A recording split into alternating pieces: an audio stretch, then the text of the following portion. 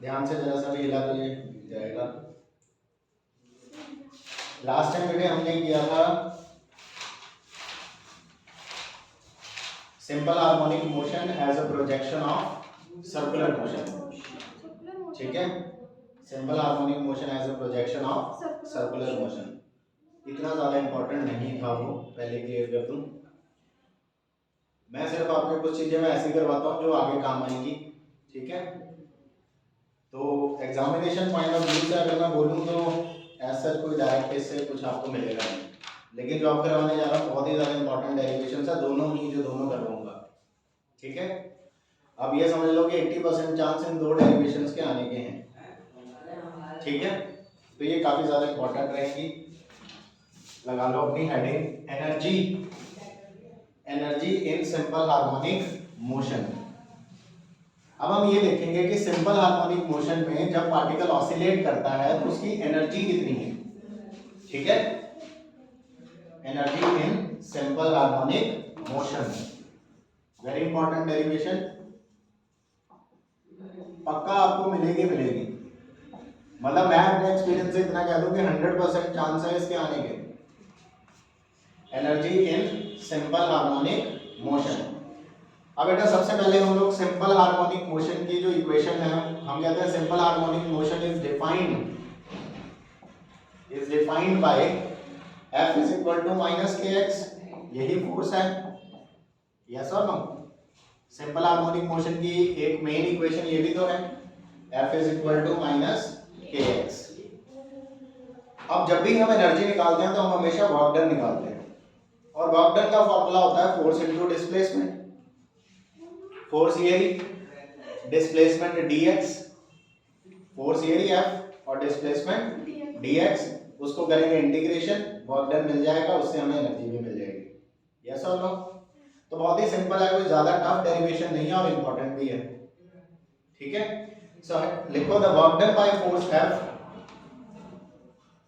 The work done by force F, work done by force F during displacement from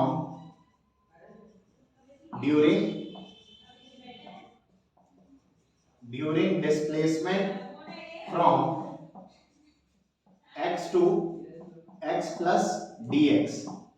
मतलब पहले उसकी position x थी, ठीक है, उसके बाद वो थोड़ा सा और डिस्प्लेस हो गया dx अमाउंट से, तो अब उसकी पोजीशन हो गई है x प्लस dx, तो उसका थोड़ा सा डिस्प्लेसमेंट हुआ है dx।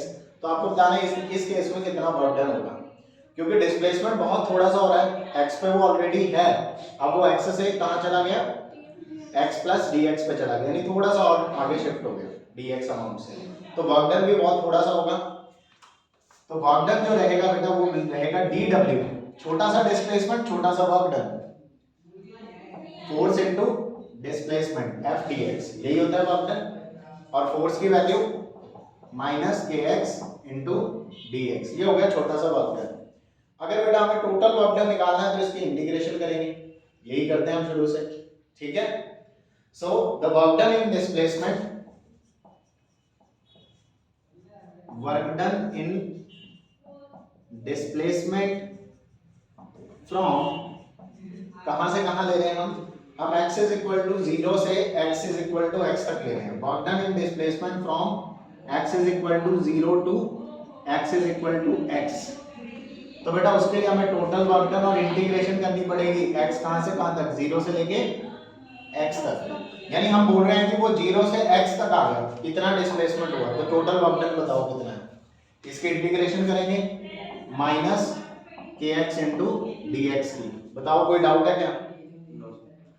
सिंपल सी बात है, सिंपल हार्मोनिक मोशन में रीस्टोरिंग फोर्स होती है माइनस के एक्स।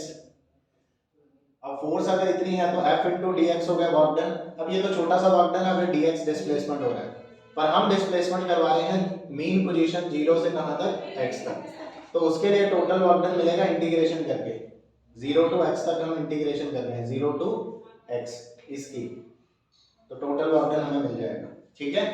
के हमारा कांस्टेंट है, इसको बेटे हम बाहर ले लेंगे। तो अगले स्टेप में हम वर्क डन निकालते हैं।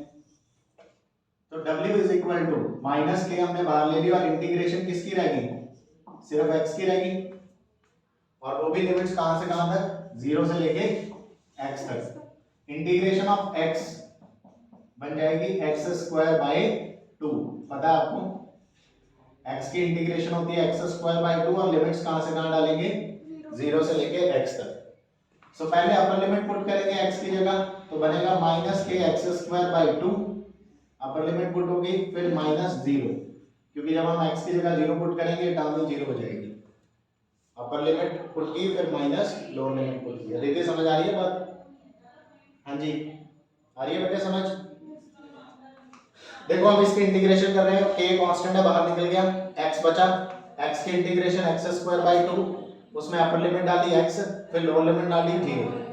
अपर लिमिट डाली x तो ये आ गया, लोअर लिमिट डाली 0 तो यही आ गया, 0 ही आ गया। तो फाइनली हमें वर्क डन का फार्मूला मिल गया माइनस 1/2 kx स्क्वायर, ये मिल गया हमारे पास वर्क डन। ठीक है, अब हम अपना एक पुराना कॉन्सेप्ट यूज करेंगे। आपको मैंने बताया था कि change in potential energy is equal to work done, work done by conservative force is equal to change in potential energy. याद है ना, नेगेटिव ऑफ वर्क डन जो होता है। तो हम वही लिखने वाले हैं, कॉन्सेप्ट हम ये लगा रहे हैं कि change in potential energy is equal to negative of work done by conservative force.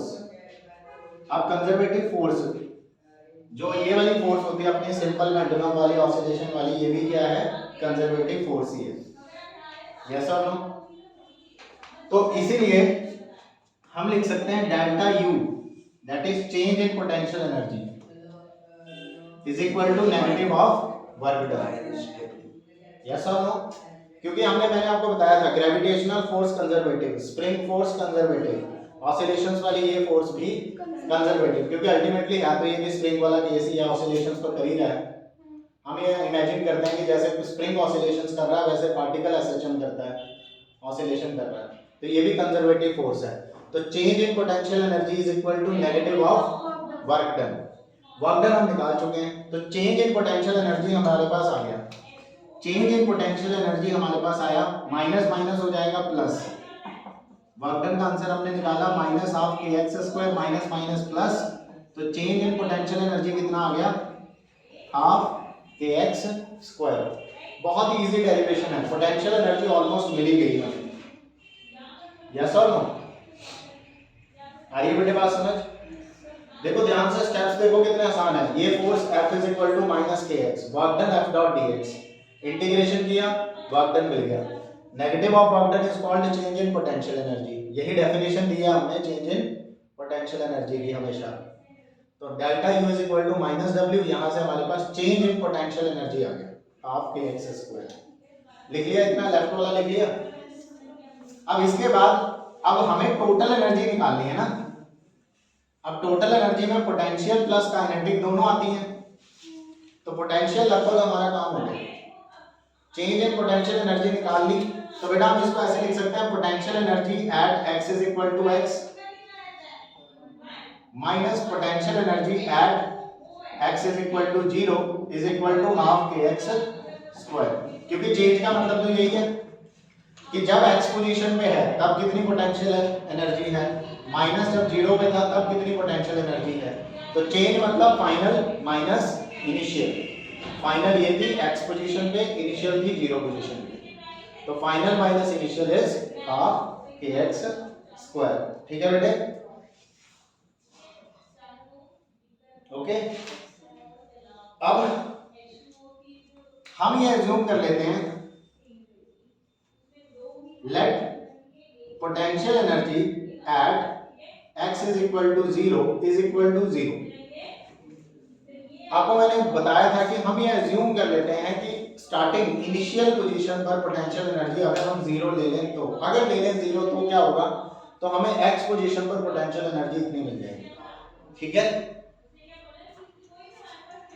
ये हमने मान लिया कि इसकी स्टार्टिंग में इनिशियली इसकी पोटेंशियल एनर्जी ये है क्या बेटा, at x is equal to 0 कह लो, या फिर इसको हम यू इनिशियल कह सकते हैं। जो इनिशियल पोटेंशियल एनर्जी है उसको हमने क्या ले लिया, 0 ले लिया। हमने मान लिया कि पार्टिकल की शुरू में कोई एनर्जी नहीं थी, उसके पास स्टार्टिंग में पोटेंशियल एनर्जी नहीं थी, ठीक है।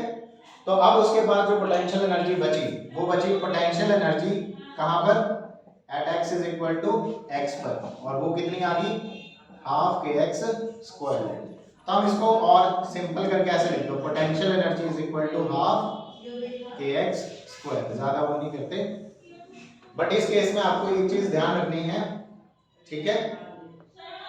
ये पोटेंशियल एनर्जी का फॉर्मूला हाफ के एक्स स्क्वायर आप याद रखेंगे, लेकिन आपके माइंड में ये होना चाहिए कि हमने इस केस में एक चीज एज्यूम की थी कि इनिशियल पोटेंशियल एनर्जी 0 है, अदरवाइज ये expression change in potential energy का है, पोटेंशियल एनर्जी का नहीं है ये एक्सप्रेशन किसका है, चेंज इन पोटेंशियल एनर्जी का है। बट हमने ये मान लिया कि इनिशियल पोटेंशियल एनर्जी 0 है, तो फिर हम कह सकते हैं कि अब बॉडी की पोटेंशियल एनर्जी हाफ के एक्स स्क्वायर है। मतलब पार्टिकल शुरुआत में ओरिजिन पे था, 0 पोजीशन पे था, फिर पार्टिकल क्या हुआ, ओरिजिन से थोड़ा सा x डिस्प्लेसमेंट आगे चला गया। कितना डिस्प्लेस हो गया, x, ये लेंथ 0 से यहाँ तक x होगी। यहाँ पर इसकी पोटेंशियल एनर्जी कितनी है, तो हमने कहा हाफ के एक्स स्क्वायर है, x अगर वो आगे गया है, और यहाँ पर स्टार्टिंग में कितनी थी, 0, तो यहाँ से यहाँ तक चेंज कितना आया, हाफ के एक्स स्क्वायर का ही चेंज आया। समझ रहे हो, ये चीज है, पोटेंशियल एनर्जी हमने निकाली। अगर आप ध्यान से देखें, यही स्प्रिंग की भी पोटेंशियल एनर्जी है। This expression is same as potential energy of spring, यानी एक ऑसिलेटिंग पार्टिकल जो सिंपल हार्मोनिक मोशन कर रहा है, एक ऑसिलेटिंग पार्टिकल जो सिंपल हार्मोनिक मोशन कर रहा है, वो स्प्रिंग की तरह ही बिहेव करता है, ठीक है। यहां से आपको ये भी क्लियर हो जाता है। तो आप इसको ये भी लिख सकते हो, it is same as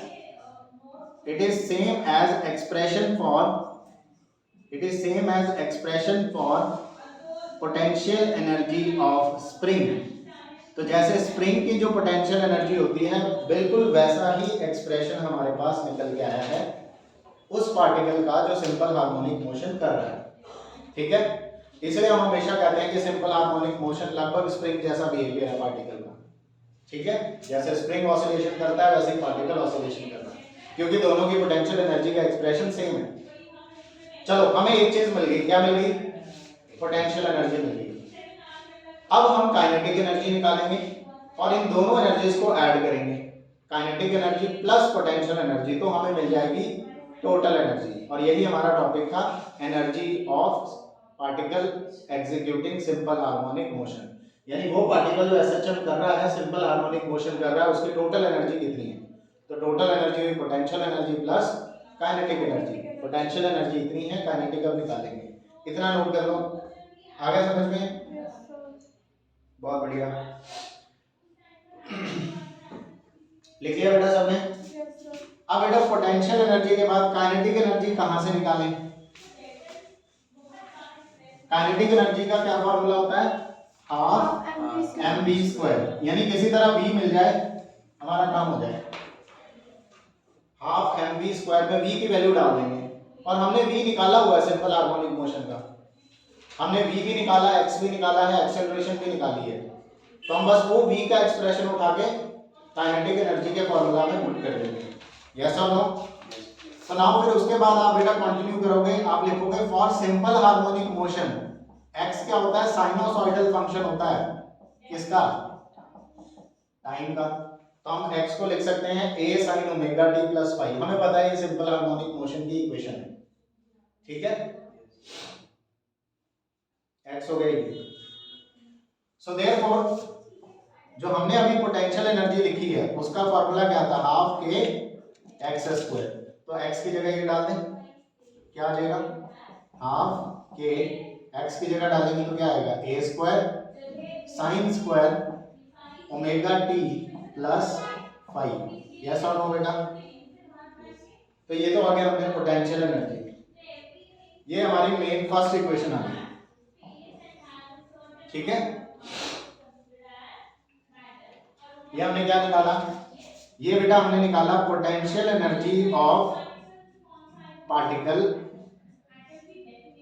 executing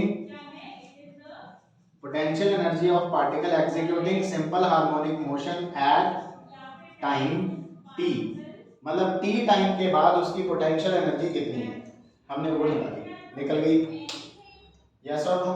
वैसे तो आप यही याद रखो हाफ के एक्स स्क्वायर, और आपको x की वैल्यू तो पता ही है, सिंपल हार्मोनिक मोशन का x यही होता है, बस के एक्स स्क्वायर में x की वैल्यू ये डालो, ये बड़ा सा देखने में डर लगता है, मतलब तो सेम ही है, हाफ के एक्स स्क्वायर और x की वैल्यू आपको पता है, वो डाल दो वो आंसर है। ठीक है, पोटेंशियल एनर्जी का काम हो गया। अब इसके बाद now for simple harmonic motion, simple harmonic motion के लिए हमने वेलोसिटी भी निकाली हुई है, स्पीड, स्पीड कितनी है बेटा, a omega cos omega t plus phi, याद करो ये दोनों एक्सप्रेशन निकाले हुए हैं हमने, x भी निकाला हुआ है, v भी निकाला हुआ है, बस ये v की वैल्यू उठा के किसमें डालना है, हाफ mv स्क्वायर के v पे डाल दो, काइनेटिक एनर्जी मिल जाएगी। यस और नो? Yes sir. तो सिंपल हार्मोनिक मोशन के लिए ये होती है वेलोसिटी, सो देयरफॉर जो काइनेटिक एनर्जी आएगी वो आएगी हाफ mv स्क्वायर, और v की वैल्यू उठा के यहाँ डाल दो, तो काइनेटिक एनर्जी देखो कितनी, काइनेटिक एनर्जी को सॉल्व नहीं करना, काइनेटिक एनर्जी में हमें पता है करनी है, बस v ये होता है सिंपल हार्मोनिक मोशन का, उसके फार्मूला में v डाल देना, ठीक है। सो काइनेटिक एनर्जी हमारे पास आ गई हाफ m, v की वैल्यू थी a ओमेगा यानी a स्क्वायर ओमेगा स्क्वायर, फिर cos square omega t plus phi, ये आ गया बेटे, हमने यहाँ पे v स्क्वायर की वैल्यू डाल दी इतनी, ये आ गई हमारे पास काइनेटिक एनर्जी। तो इसे हमने बोल दिया इक्वेशन नंबर 2। ये हमने क्या निकाला, ये हमने निकाली है काइनेटिक एनर्जी ऑफ पार्टिकल, जो कि एसएचएम कर रहा है, kinetic energy of particle executing simple harmonic motion, किस टाइम पर, एट टाइम t, ये जो t यहाँ पर है इस टाइम पर हमने उसकी काइनेटिक एनर्जी निकाली, और t टाइम पर उसकी पोटेंशियल एनर्जी ये थी। दोनों इक्वेशंस आ गई, पोटेंशियल एनर्जी भी हमें मिल गई, काइनेटिक एनर्जी भी हमें मिल गई, अब क्या बचा, ऐड करना है, तो टोटल एनर्जी हमें फिर मिल जाएगी, ठीक है। So total mechanical energy, total mechanical energy is equal to kinetic energy plus potential energy, total mechanical energy को हम E लिख देंगे, तो total mechanical energy is kinetic energy plus potential energy. Yes और नो? काइनेटिक एनर्जी कितनी है बेटे,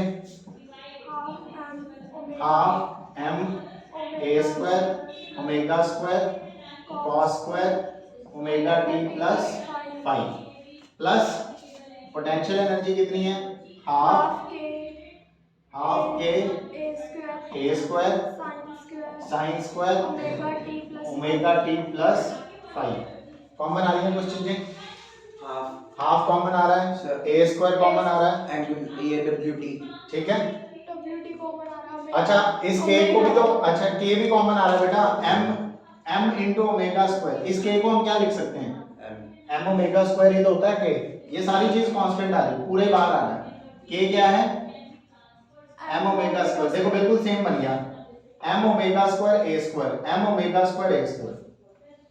yes और नो?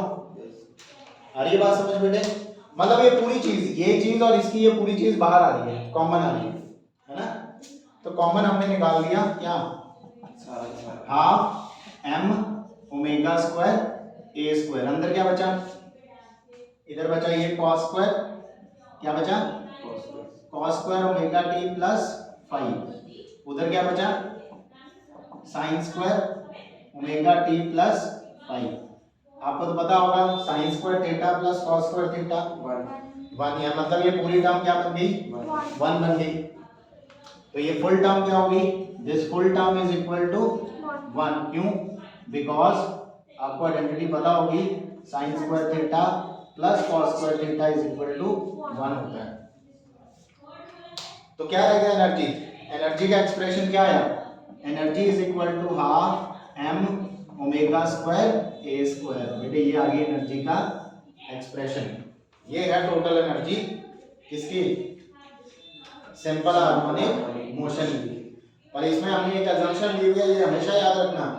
इसमें हमने अज्यूम कर रखा है, साइड में लिख लो यहाँ पे नोट करके, जहां पर भी एक्सप्रेशन आए। हियर हमने ये माना हुआ था कि जो इनिशियल पोटेंशियल एनर्जी है वो कितनी है, 0 है। तब तक ये एक्सप्रेशन सही है। जब हमने ये अज्यूम कर रखा है कि शुरू में पोटेंशियल एनर्जी पार्टिकल की हमने 0 ली है।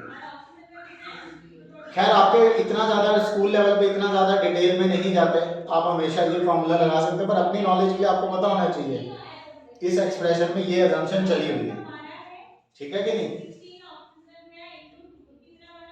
एनर्जी मिल गई टोटल। एनर्जी का एक्सप्रेशन बड़ा इंटरेस्टिंग है। किस सेंस में इंटरेस्टिंग है? एनर्जी के एक्सप्रेशन में सारी चीजें देखो, सारी की सारी चीजें कांस्टेंट हैं। Half constant, mass of particle constant, omega angular velocity constant, basically m omega square k है, वो तो होता ही कांस्टेंट है, एम्पलीट्यूड भी कांस्टेंट है। अब जब सारी चीजें ही कांस्टेंट है, इसका मतलब टोटल एनर्जी ही कांस्टेंट है। इसका मतलब है कि सिंपल हार्मोनिक मोशन में अगर कोई पार्टिकल ऑसिलेट कर रहा है तो उसकी एनर्जी हमेशा कांस्टेंट रहती है। और ये कोई नई बात नहीं है, ये कोई नई बात नहीं है। क्यों नहीं है नई बात? क्योंकि एनर्जी कंजर्व्ड क्वांटिटी है। हम शुरू से आज तक यही पढ़ते आ रहे हैं, एनर्जी इज कंजर्व्ड क्वांटिटी, और इसकी एनर्जी भी कांस्टेंट आ रही है, मतलब कि एनर्जी क्या है, कंजर्व्ड है। क्वेश्चन इस फॉर्म में भी आ सकता है, prove that simple energy of particle executing simple harmonic motion is conserved. मतलब आपको ये पूरा पूरा एक्सप्रेशन करना है, या सीधा बोल देंगे derive energy, total energy of particle executing simple harmonic motion. समझ रहे हो ना? इंपॉर्टेंट डेरिवेशन है, चांसेस फुल है आने के। इसको कर लो 3 नंबर पे, 4 नंबर पे, जैसे भी है, बड़े लेवल पे आएगा, बड़ा क्वेश्चन आएगा। आगे बात समझ में? ठीक है बेटा, कोई डाउट? तो फाइनली एक चीज और नोट करके लिख लो। नोट करके हमने क्या लिखा कि हमारे पास जो एनर्जी का एक्सप्रेशन आया वो आया half m omega square a square, और हमने कहा ये चीज क्या आ रही है, कांस्टेंट है, क्योंकि ये सारी चीज क्या है, कांस्टेंट है। ठीक है, it means total energy, specially mechanical energy, total energy of particle executing simple harmonic motion, वो पार्टिकल जो सिंपल हार्मोनिक मोशन कर रहा है उसकी जो टोटल एनर्जी है दैट रिमेन्स कांस्टेंट। मतलब ना तो ये डिस्प्लेसमेंट पे डिपेंड कर रही है, independent of position and time. मैं क्या बताना चाह रहा हूं आपको, ये जो चीज है ये पोजीशन एंड टाइम का इंडिपेंडेंट है, independent of position x and time t। ना तो ये टाइम पे डिपेंड कर रही है, ना ये पोजीशन पे डिपेंड कर रही है। आप देखो एक्सप्रेशन में ना तो x दिख रहा है ना t दिख रहा है, यस और नो? हाँ, इंडिविजुअल एनर्जी डिपेंड कर रही है। आप काइनेटिक एनर्जी के एक्सप्रेशन में देखो आपको t दिख रहा है, पोटेंशियल एनर्जी में भी t दिखता है एक्सप्रेशन में। इसका मतलब है कि इंडिविजुअल पोटेंशियल एनर्जी और काइनेटिक एनर्जी चेंज होते रहते हैं, लेकिन जो टोटल एनर्जी है वो चेंज नहीं होती, कंजर्व्ड है टोटल एनर्जी। आ रही है बेटे बात समझ?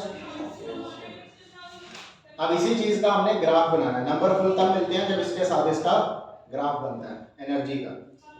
यहां तक लिख लिया सारा? समझ में आ गया आराम से? बहुत ही आसान डेरिवेशन है। पहले वर्क डन निकाल के पोटेंशियल एनर्जी मिल जाएगी, फिर काइनेटिक एनर्जी के फार्मूला में v की वैल्यू डाल दो, आंसर आ जाएगा, फिर ऐड कर दो दोनों को। ठीक है, इसके बाद अब आता है ग्राफ की वैल्यू।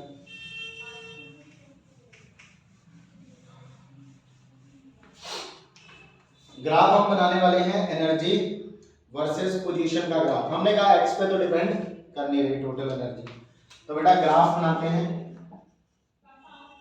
ग्राफ किसके और किसके बीच में? Energy versus position, energy versus position. तो इस एक्सिस पे हम लोग लेंगे एनर्जी, इस एक्सिस पे हमारी एनर्जी चल रही है, और ये तो लिख लिया इधर वाला है ना, लिख लिया। और हॉरिजॉन्टल एक्सिस पे हम क्या लेने वाले हैं? पोजीशन x, और इस एक्सिस पे हम लोग ले रहे हैं x। ये होगी हमारी पोजीशन, x ले रहे हैं। पहले हम लोग बेटे बनाएंगे, यहाँ पर ये हमारी जो पोजीशन है it is x is equal to 0 और इस पोजीशन पे हमने एज्यूम कर रखा है कि पोटेंशियल एनर्जी कितनी है 0 है। याद है ना आपको, इनिशियल पोटेंशियल एनर्जी हमने क्या ले रखी है 0। ओके, अब जैसे जैसे पार्टिकल मीन पोजीशन से डिस्प्लेस हो रहा है उसकी पोटेंशियल एनर्जी बढ़ रही है। जैसे यहाँ सेंटर में है, मीन पोजीशन है, पोटेंशियल एनर्जी 0 है। जैसे जैसे x बढ़ रहा है, मीन पोजीशन से डिस्प्लेसमेंट बढ़ रहा है, वैसे वैसे पोटेंशियल एनर्जी बढ़ रही है, क्योंकि k x स्क्वायर के प्रोपोर्शनल आ रही है पोटेंशियल एनर्जी। जैसे जैसे x बढ़ेगा वैसे वैसे पोटेंशियल एनर्जी बढ़ रही है। और डिपेंडेंसी x स्क्वायर पे है, मतलब सेकंड पावर की डिपेंडेंसी है, तो ग्राफ कर्व रहेगा, स्ट्रेट लाइन नहीं रहेगा। अगर 1 पावर पे डिपेंडेंसी हो तो लीनियर ग्राफ होता है, लाइन होता है। अभी यहाँ पावर 2 चल रही है, पोटेंशियल एनर्जी का एक्सप्रेशन आपको पता है, x स्क्वायर डिपेंडेंसी है। तो बेटा जैसे जैसे आप यहाँ से बढ़ाओगे ग्राफ में क्या आएगी, कर्विंग आएगी। ऐसा मैंने क्यों बनाया, ये पोटेंशियल एनर्जी का ग्राफ है और पोटेंशियल एनर्जी x स्क्वायर के प्रोपोर्शनल है, यस और नो। पोटेंशियल एनर्जी हाफ के x स्क्वायर होती है। ऐसा हम पीछे को जाएंगे क्योंकि डिस्प्लेसमेंट दोनों तरफ है, चाहे इधर को करे पार्टिकल चाहे उधर को करे, डिस्प्लेस तो हो रहा है। तो यही सेम चीज इधर को, ऐसे इसकी पोटेंशियल एनर्जी इधर को बढ़ेगी। आ रही है बात समझ, ग्राफ में कर्विंग है। ये किसका ग्राफ हमने बनाया, ये पोटेंशियल एनर्जी के लिए ग्राफ बनाया। मीन पोजीशन पे 0 है और एक्सट्रीम पोजीशन यहां रख लेते हैं। ये क्या है, ये हमने बोला यहाँ पर प्लस माइनस a है, मतलब एक्सट्रीम पोजीशन है, एम्पलीट्यूड है मैक्सिमम, और यहाँ पर प्लस a है। ये क्या है, एक्सट्रीम पोजीशन है, ये मीन पोजीशन है, माइनस a से प्लस a तक। पार्टिकल ऐसे ऐसे ऑसिलेट करता है तो उसकी पोटेंशियल एनर्जी बढ़ती है, पहले बढ़ती है फिर कम होती है, ऐसे करके जब ऑसिलेशन करता है ना सेंटर से, पहले बढ़ रही है फिर कम हो रही है, फिर दूसरी तरफ बढ़ रही है फिर कम हो रही है, ऐसे होता है। आ रही है बात समझ, कोई डाउट है क्या? काइनेटिक एनर्जी की बात करते हैं। एक्सट्रीम पोजीशंस पर जाकर काइनेटिक एनर्जी 0 हो जाती है, मतलब यहां पर काइनेटिक एनर्जी कितनी है 0, यहां पर काइनेटिक एनर्जी कितनी है 0 है, यहां पर भी वहां पर भी। ठीक है बेटे, नहीं यकीन आ रहा तो काइनेटिक एनर्जी का एक्सप्रेशन देखो क्या था, half m omega square cos square, यही था ना। अच्छा ऐसे ना समझो, स्टार्टिंग में हाफ m v स्क्वायर होता है और हमें पता है कि यहाँ पर आके वेलोसिटी क्या हो जाती है 0 हो जाती है। एक्सट्रीम पोजीशन पे पार्टिकल रुक जाता है, वेलोसिटी 0 हो रही है तो काइनेटिक एनर्जी भी क्या हो जाएगी 0 हो जाएगी। तो बेटा काइनेटिक एनर्जी यहाँ से बढ़ेगी, धीरे धीरे धीरे धीरे बढ़ेगी ऐसे, और यहाँ पर आके मीन पोजीशन पर आके काइनेटिक एनर्जी मैक्सिमम हो जाएगी। काइनेटिक एनर्जी कितनी हो जाएगी, मैक्सिमम हो जाएगी, कहाँ पर, मीन पोजीशन पर। ठीक है, आ रही है बात समझ। और इसकी एक्सट्रीम पोजीशन पर पोटेंशियल एनर्जी मैक्सिमम हो जाती है, एक्सट्रीम पोजीशन पर potential energy maximum, kinetic energy 0, mean position पर पोटेंशियल एनर्जी 0 और काइनेटिक एनर्जी मैक्सिमम। ठीक है, गिरेगा नीचे ग्राफ ऐसे, ये काइनेटिक एनर्जी का ग्राफ है। आ रही है मेरी बात समझ, ग्रीन वाला काइनेटिक एनर्जी का है, ब्लू वाला पोटेंशियल एनर्जी का है। दोनों एनर्जीज वेरी कर रही हैं पोजीशन के साथ, जैसे जैसे x पोजीशन में चेंज आ रहा है वैसे वैसे पोटेंशियल एनर्जी और काइनेटिक एनर्जी में चेंज आ रहा है। एक चीज नोट करो, जैसे जैसे पोटेंशियल एनर्जी कम हो रही है वैसे वैसे काइनेटिक एनर्जी बढ़ रही है, इसलिए एनर्जी कंजर्व्ड है, क्योंकि जितनी पोटेंशियल एनर्जी कम हो रही है वही काइनेटिक एनर्जी में कन्वर्ट हो रही है। और जब काइनेटिक एनर्जी मैक्सिमम हो जाएगी तो इट मींस कि सारी की सारी पोटेंशियल एनर्जी कन्वर्ट हो चुकी है काइनेटिक एनर्जी में। एनर्जी कहीं लूज नहीं हुई, एनर्जी सिर्फ ट्रांसफर हो रही है, ट्रांसफॉर्म हो रही है। ठीक है, इसलिए टोटल एनर्जी कंजर्व्ड है। Total energy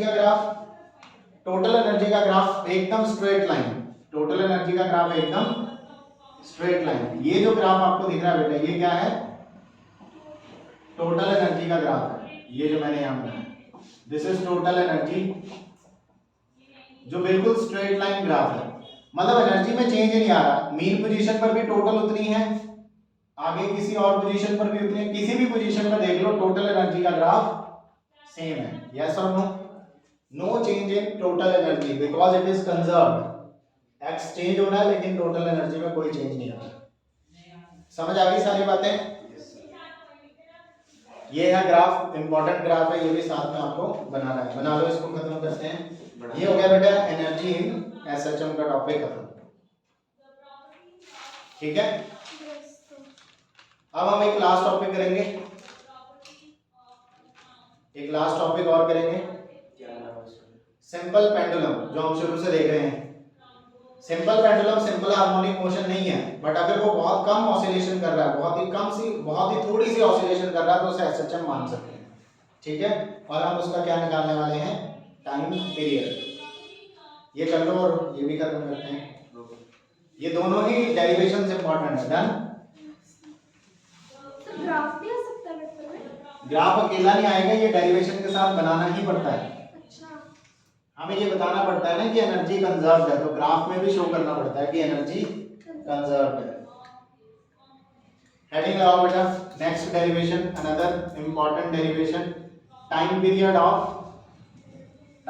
of simple pendulum, time period of simple pendulum executing SHM, मतलब वो सिंपल पेंडुलम जो सिंपल हार्मोनिक मोशन कर रहा है।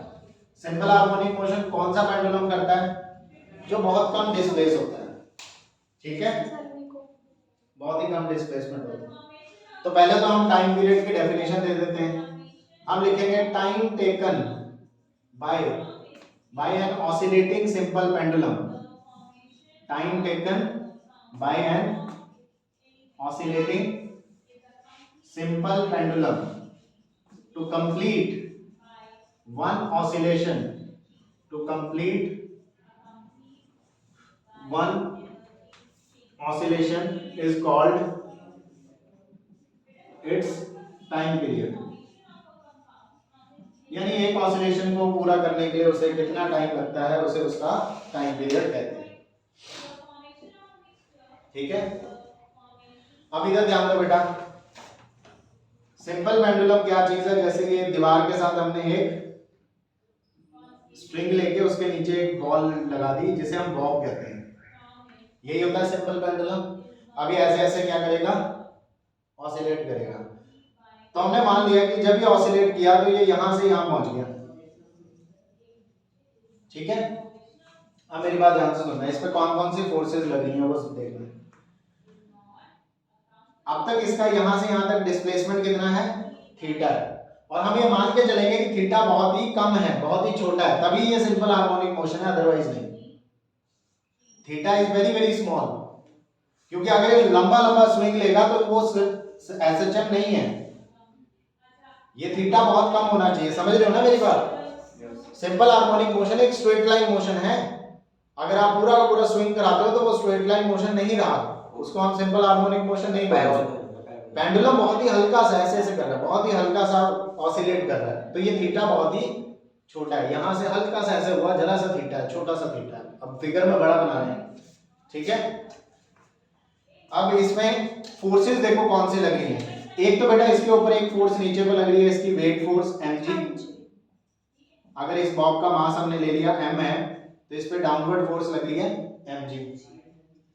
क्योंकि ये स्ट्रिंग है तो स्ट्रिंग में एक टेंशन फोर्स लगती है, याद होगा आपको, force of tension away from the body. छतरी खोलोगे यहां से इधर को खुलेगी, याद आया। तो बेटे यहां पर एक फोर्स लग रही है इस तरफ, कौन सी वाली, टेंशन फोर्स एक उस तरफ लग रही है। ठीक है, ये यहां से यहां पहुंच गया, देखो ऑसिलेट करता हुआ। अगर बेटा ये वाला एंगल थीटा है, ध्यान से सुनना, अगर ये वाला एंगल थीटा है और ये बहुत ही छोटा है, तो ये लाइन ऑलमोस्ट स्ट्रेट लाइन है। तो ये वाला एंगल भी यहाँ क्या होगा, थीटा होगा। सॉरी ये नहीं होगा, सॉरी इधर से ऐसे, ये वाला एंगल भी क्या होगा, थीटा होगा। क्योंकि देखो ना, ये स्ट्रेट लाइन, ये लाइन, ये स्ट्रेट लाइन, ये लाइन है ना। If this is theta then this is also theta. अब इसके दो कंपोनेंट आएंगे, यही दो फोर्स लग रही है इसके ऊपर, सिर्फ दो फोर्सेस लग रही है पेंडुलम के ऊपर। एक तो फोर्स ऑफ ग्रेविटी mg, एक फोर्स ऑफ टेंशन जो धागे में लगती है, स्ट्रिंग में लगती है, रोप में लगती है। ठीक है, ये दो फोर्सेस लग रही हैं। अब इन्हीं दो फोर्सेस की वजह से वो एसएचएम कर रहा है, ऑसिलेशन इन्हीं में से कर रहा है। अब हम देखेंगे कि किस फोर्स की वजह से वो ऑसिलेशन कर रहा है। हमने ये पढ़ा था कि जब हमारा पार्टिकल ऐसे ऐसे ऑसिलेट करता है तो उसके ऊपर एक अंदर की तरफ, सेंटर की तरफ एक फोर्स लगती है जिसे रीस्टोरिंग फोर्स कहते हैं, और उसका फॉर्मूला होता है -kx। इसी फोर्स की वजह से पार्टिकल ऑसिलेशंस करता है, क्योंकि एक ऐसी फोर्स है जो हमेशा सेंटर की तरफ लेके जाती है पार्टिकल को। यस और नो? यस। तो अब हमने ये देखना है कि ऐसी कौन सी फोर्स है जो मीन पोजीशन की तरफ लग रही है। इनमें से ऐसी कौन सी फोर्स है जो मीन पोजीशन की तरफ लग रही है, वही फोर्स हमारी सिंपल हार्मोनिक मोशन करवा रही है। फोर्स ऑफ टेंशन को देख रहे हैं, ये मीन पोजीशन की तरफ नहीं है, ये है मीन पोजीशन, ये है मीन पोजीशन। अब फोर्स ऑफ टेंशन तो मीन पोजीशन की तरफ नहीं लग रही, ना ही फोर्स ऑफ ग्रेविटी लग रही है मीन पोजीशन की तरफ, है ना। इनमें से कोई भी फोर्स ऐसी नहीं है जो मीन पोजीशन की तरफ लगे, और इसलिए हम नहीं कह पा रहे फिलहाल अभी तक कि एसएचएम कर रहा है। लेकिन अगर हम mg के कंपोनेंट करें, mg को रिजॉल्व करें दो पार्ट्स में, तो बेटा mg का एक कंपोनेंट इधर को आएगा cos वाला, mg cos थीटा, जिस तरफ थीटा उस तरफ cos, और उसके परपेंडिकुलर डायरेक्शन में कंपोनेंट आएगा mg sin थीटा। ये है वो फोर्स जो किस तरफ लग रही है, मीन की तरफ लग रही है। बात पकड़ रहे हो कि नहीं? देखो फोर्स ऑफ टेंशन को बैलेंस कर दिया इस फोर्स ने, फोर्स ऑफ टेंशन को बैलेंस कर दिया mg cos थीटा ने, तो ये तो बैलेंस हो गई, बची ये फोर्स mg sin थीटा। इस फोर्स को कोई भी बैलेंस नहीं कर रहा है, और ये फोर्स लग रही है किस तरफ, मीन पोजीशन की तरफ, और यही वो फोर्स है जो क्या करवा रही है, ऑसिलेशंस करवा रही है। क्योंकि कोई भी सिंपल हार्मोनिक मोशन होता है तो उसमें एक मीन पोजीशन की तरफ हमेशा एक फोर्स लगती है, और उसी की वजह से ऑसिलेशंस हो रही है। तो यहाँ पर mg sin थीटा वो फोर्स है जो हमारा काम करवा रही है। समझ रहे हो या नहीं? कोई डाउट? फटाफट ये फिगर बनाओ। अब थ्योरी से लिखते हैं थोड़ी सी। थ्योरी में क्या है, सबसे पहले आप लिखोगे forces acting on Bob, Bob बोलते हैं इसको, बॉल को। Forces acting on Bob of simple pendulum, simple pendulum के बॉब पे कौन कौन सी फोर्सेस लग रही हैं? Number 1 force of tension T, and number 2 weight force लग रही है mg। ठीक है कि नहीं? ये दो फोर्सेस लग रही हैं। नाउ इसमें से mg के कंपोनेंट्स ऑफ mg आर, जो mg फोर्स है इसके कंपोनेंट क्या है? Number 1 mg cos theta, and number 2 mg sin theta. Yes और नो? यस। ठीक है। इसके बाद लिखोगे force of tension T, force of tension T is balanced bye mg cos theta. Tension T को तो किसने बैलेंस कर दिया? mg cos theta. ठीक है। एंड जो mg sin थीटा फोर्स है, mg sin theta is that force which is acting towards mean position. mg sin theta is that force which is acting towards mean position, और इसी force की वजह से वो क्या कर रहा है, सिंपल हार्मोनिक मोशन कर रहा है। क्लियर होगी पूरी बात? बताओ मुझे, है ना? हाँ जी गुरप्रीत, बेटे बात क्लियर होगी पूरी? कान खुले रखने हैं, दिमाग खुला रखना अपना, क्योंकि जिस एनर्जी के साथ मैं पहली बार बताता हूँ दोबारा मैं नहीं बता पाऊंगा, है कि नहीं? तो अपनी एक बारी में एनर्जी और पूरी एक्टिव हो गए, दिमाग और कान दोनों खुले रखो।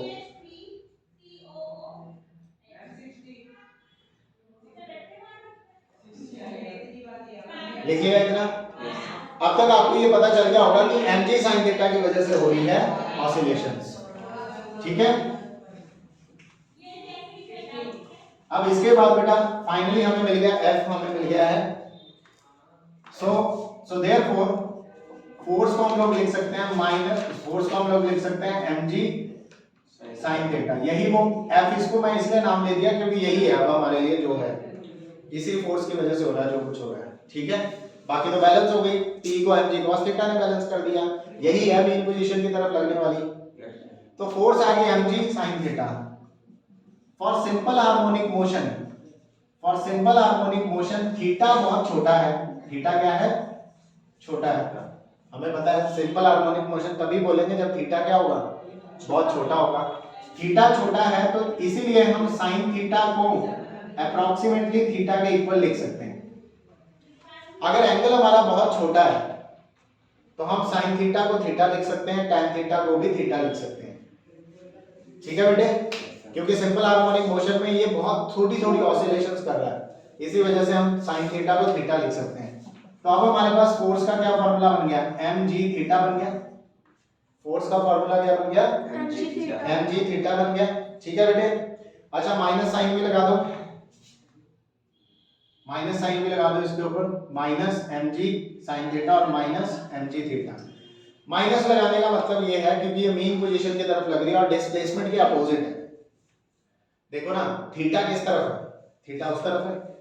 या आप ये मानो कि जब हमारा पार्टिकल मीन पोजीशन से इधर को डिस्प्लेस हो रहा है और फोर्स इधर को लग रही है, पार्टिकल मीन पोजीशन से डिस्प्लेस उधर को हो रहा है और फोर्स मीन की तरफ लग रही है, यानी फोर्स और डिस्प्लेसमेंट का साइन हमेशा अपोजिट होता है, मैंने पहले भी बताया था, इसलिए ये माइनस साइन लग गया, समझ गए ना। Yes sir.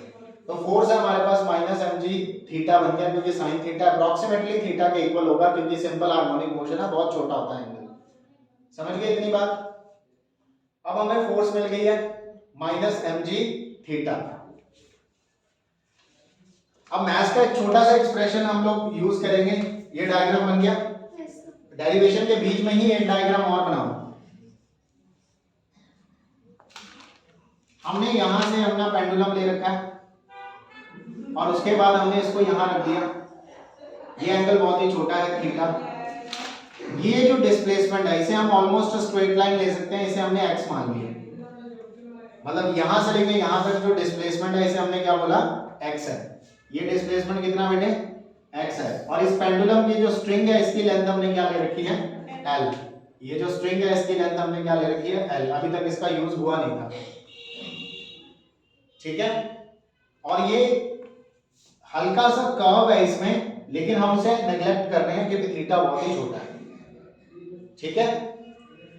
अब आपने ये मैथ्स में ये फॉर्मूला पढ़ा होगा कि जब एक सेक्टर बनता है, सेक्टर बड़ा है, सेंटर में एंगल थीटा, मान लो इसकी ये हमारा x हो गया और इसकी लेंथ l है, यही सेक्टर बन रहा है, ध्यान से देखो, ये x हो गया, सेंटर में एंगल बना रहा है थीटा और ये लेंथ होगी l, ठीक है कि नहीं।